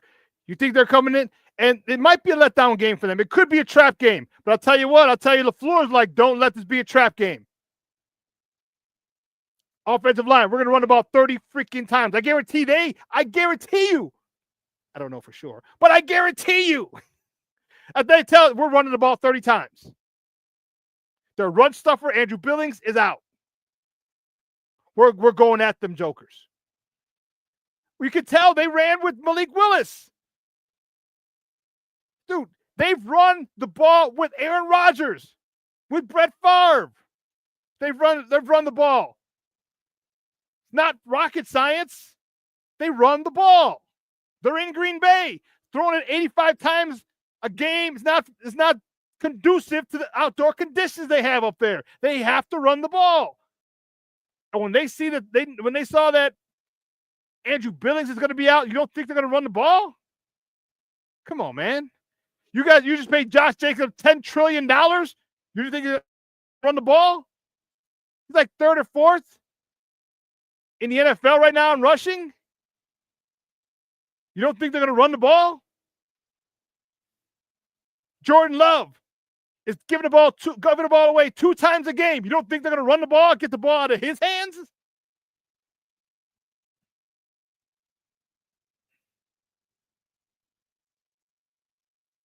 So I'm not very high this week on our Bears.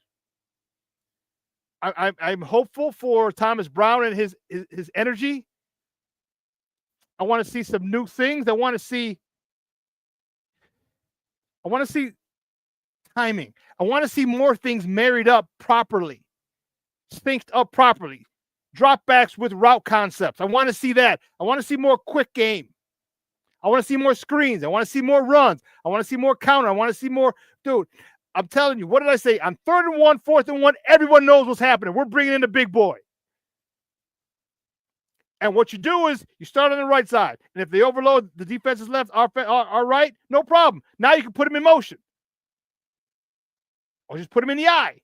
Put him in the eye. Now you really don't know which way he's going. But they haven't run left yet out of that eye. They haven't run left. They have not run left. So defense is going to say, all right, to our left, offense is right. They're probably going to run. Now run left. Now run left. Now people are like, shit, I don't know what side they're going to run. Because you can have two tight ends. You can have a tight end, a wing over here, and another tight end over here. And okay, defense, strong left. Offense is right. Throwing as many people on the left side, and you got a 300-pound guy with a head start, runs weak side. In 2006, when I was the league MVP, we ran weak side like a son of a gun. It's a numbers game.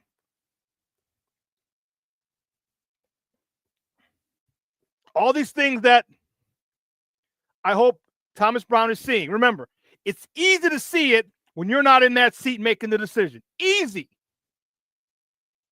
How easy is it for us to give advice to our friends because we're not going through what they're going through? How difficult is it sometimes for us to follow our own advice? Advice that we give to our friends, we're in a similar, almost exact same position, similar position, but we can't follow it.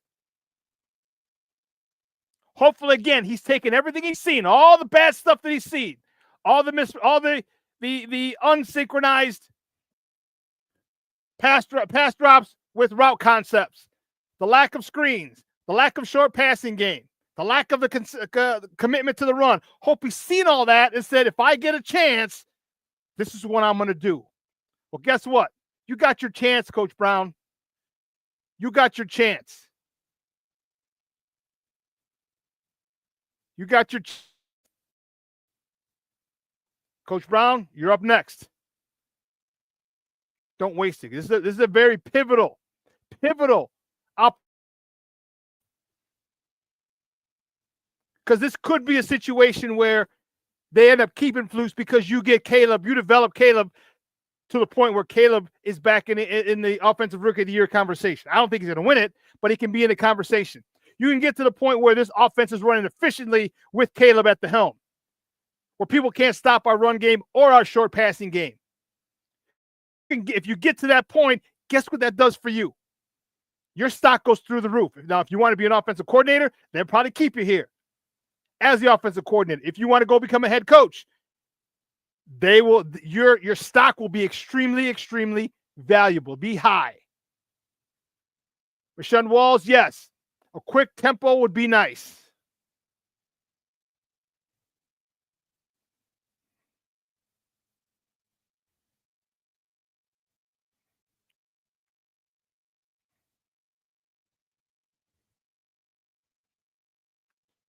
Thanks, Keith said, nice hat, Shawn. Thanks, Papa. I appreciate it. But Shawn, that's so funny because I said that the other day when he got hired, like the Thomas Brown affair. the Thomas Crown affair is a movie, the book.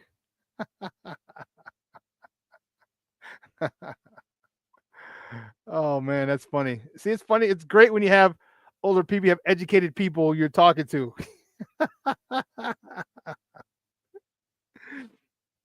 Oh man. But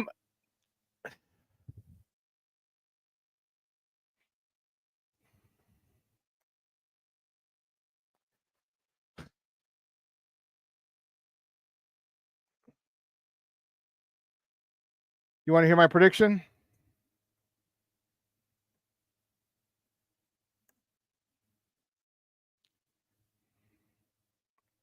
I'll give you my prediction.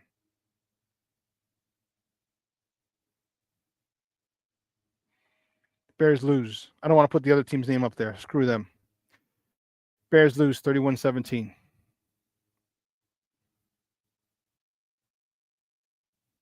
That's my prediction. Bears lose 31-17.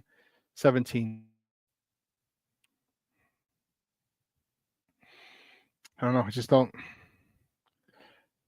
I hope I'm wrong. I hope if it's 31-28, that'd be dope. That'd be dope. I want to see. Listen, I want to see Caleb develop. You know what I wanted before the season. I didn't want Caleb, but he's here. But we're here now, so I want him to be developed. I want him to be a stud. I want him to lead this team to the playoffs consistently. Lead this team to an NFC Championship game. Lead this team to a Super Bowl. He's here now. He's our guy.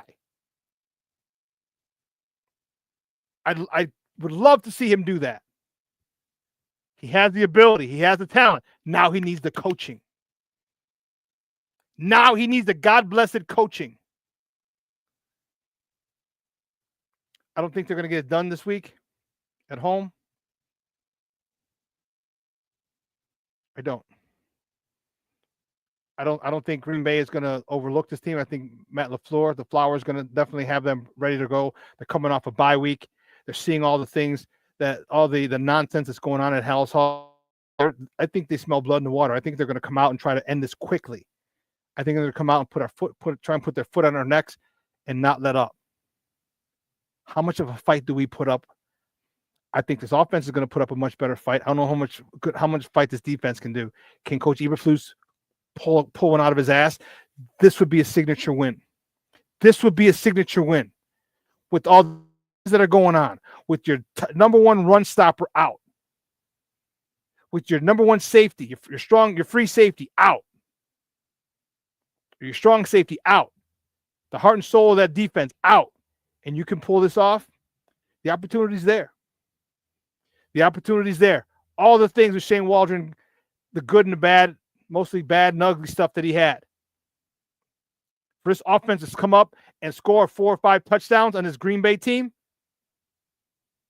that'd be dope. I can only pray. I don't think it's going to happen. I can see it happening, but I doubt it will. All right, listen, folks, from everyone here at Sports Zone Chicago, guys, you have a phenomenal weekend. 12 o'clock, 12:15, Second City Sports with Lakina and Sid. All right, we might do a Bears Den later this afternoon, 2 or 3. Be on the lookout. But also, this will replay tonight at 6. So, guys, from everyone here at Sports Zone Chicago, you have a phenomenal, phenomenal day, phenomenal weekend. All right. I'll see you guys live Monday. I'm your boy, the SuperBack. From everyone here at Sports Zone Chicago, I am out.